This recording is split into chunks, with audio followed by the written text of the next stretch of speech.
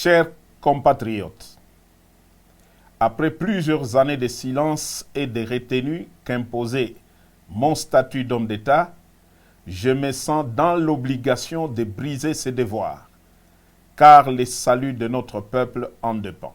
Les élections de 2018, qui ont consacré une passation pacifique du pouvoir pour la première fois en RDC, ont été soumises à un challenge dont l'objectif était la déstabilisation à la libyenne de tout le pays. Devant ces plans machiavéliques, forgés dans le sombre salon de les ennemis de la RDC, une paix des braves s'érigeait devant nous comme la seule solution salutaire pour épargner le pays de l'hécatombe planifiée. Cette paix des braves s'est matérialisée par un accord dont la majorité des acteurs sont encore vivants, à l'exception des généraux disparus Delphin Kayimbi et Tim Mukonto. Paix à leur âme. L'opinion tant nationale qu'internationale retiendra que l'enjeu exclusif qui avait motivé la signature de cet accord, c'est l'alternance pacifique entre un président entrant et un président sortant sans effusion de sang, comme cela a toujours été le cas depuis l'indépendance. Force est de constater que cet acquis indéniable est malheureusement mis en mal gravement par Félix Antoine Tshisekedi, qui en était le plus grand bénéficiaire. En effet, dès la prise du pouvoir, le nouveau président a commencé à déboulonner, selon ses propres termes, les systèmes qu'il a mis au pouvoir en dépit des prescrits de la Constitution. Son pouvoir a été caractérisé par des antivaleurs et des mots qui, aujourd'hui, mettent en péril l'unité du pays. Je cite: la corruption institutionnalisée, les tribalismes à outrance, la prédation des richesses du pays en détruisant le cycle de la croissance économique dont tous les agrégats macroéconomiques étaient favorablement ouverts au début de son mandat. L'instrumentalisation et la tribalisation de la justice, les assassinats politiques, ainsi que le crime d'État dans le Katanga et dans l'Est de la République. La paralysation et la caporalisation du Parlement, symbole de la démocratie. L'affaiblissement de l'armée et du système de défense par les tribalismes et les traitements à la tête du client. La gouvernance par défi, en muselant la presse et en violation de tout le droit de l'homme auquel le pays avait souscrit par une ratification solennelle des traités internationaux en la matière. Pour preuve, l'arrogance et menaces publiques dans les discours au Kasaï et à l'étranger à l'encontre des opposants politiques, la mort de l'opposant Chérubin Okende est tout sauf un hasard. Le non-respect des accords nationaux, régionaux, et j'en passe. Au dernier sommet de l'ONU, Fachi a raté l'occasion de se taire à 3 mois de la fin de son mandat. Dès lors, les devoirs et le patriotisme m'interpellent et m'appellent. Devrions-nous nous taire et regarder périr un peuple dont tous les espoirs étaient permis lors de la première alternance pacifique du pouvoir? Tshisekedi a perdu toute légitimité en reniant l'accord qui lui a permis d'accéder au pouvoir. Il est aujourd'hui comme un inconscient qui joue avec le feu dans une poudrière. Nous taire ou nous résigner serait trahir ce peuple qui a droit à espérer mieux.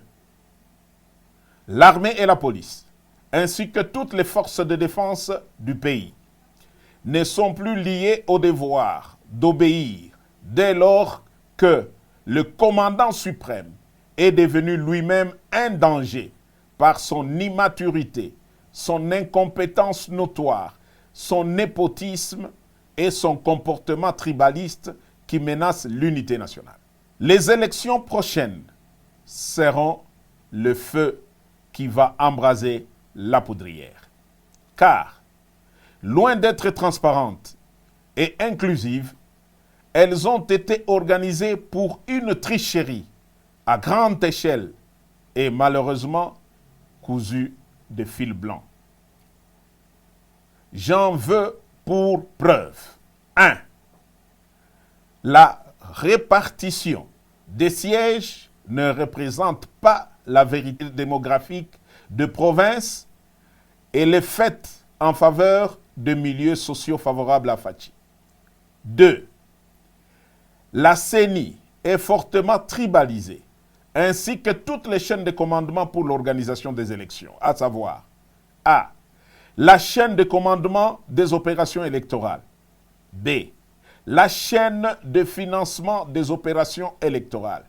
Et C. La chaîne de sécurisation des opérations électorales. Sur plus de 450 tribus en RDC, le contrôle de toutes ces chaînes de commandement est assuré par une seule tribu, celle des Fachi. 3. Le fichier électoral est biaisé. Certains kits électoraux sont et continuent à être dans les mains de pro-Fachi, qui attendent de bourrer les urnes au moment venu. À cela s'ajoute l'enrôlement massif des mineurs dans les grands Kasaï pour bourrer les urnes en faveur de Fachi. La CENI devient donc un piège, un vaste complot contre la démocratie. Je répète, la CENI devient un piège et un vaste complot contre la démocratie. Il est donc impensable que des politiciens veuillent participer à de telles élections pour légitimer un pouvoir qui conduit le pays tout droit vers son implosion. Si, en connaissance de cause, ils y participent quand même, ça sera soit qu'ils sont complices de Fachi, soit parce qu'ils poursuivent des intérêts égoïstes, personnels et inavoués au détriment de l'intérêt général du peuple. Je ne reconnaîtrai donc point, par devoir sacré et sur le serment du soldat, les pouvoirs qui viendraient de ces piètres élections si jamais elles ont lieu dans les conditions si haut décriées. Fachi, après avoir craché sur tous ceux qui ont milité pour son pouvoir, n'a ni droit de se représenter, encore moins de conduire l'indispensable transition pour créer un bon climat propice aux élections dignes de confiance et source de légitimité politique. J'en appelle donc à la conscience de tous les fils et filles de la République à barrer la route à cet aventurier qui est comme un pachyderme dans une poterie. Aux compagnons d'armes FARDC, vous avez fait montre d'une discipline exemplaire, d'éviter les courants de coups d'État en Afrique. Vous avez jugé bon de laisser Fachi terminer calmement son mandat. Mais alors, si d'ici le 20 décembre, rien ne change dans l'organisation d'une élection inclusive et crédible comme cité si haut, nous serons dans l'obligation d'appliquer et de faire appliquer l'article 64 de la Constitution. S'il a en lui un peu d'héritage de son père qui a consacré toute sa vie pour voir l'avènement de la démocratie dans RDC, Fachi doit se retirer pour l'intérêt supérieur de la nation. S'il continue à s'entêter, à écraser et museler l'opposition, qu'il sache que seul le fabricant du monstre est capable de les détruire. Autant nous lui avons donné le pouvoir, autant nous sommes capables de les lui reprendre, de gré ou de force, pour sauver la République. Tous les officiers supérieurs impliqués dans l'accord suivanté savent quel est le rôle que j'ai joué pour le faire accepter, même auprès des politiques qui géraient les institutions citoyennes de la République. Et Fachi en est pleinement conscient. Dieu sera juge entre lui et moi. Vive la République!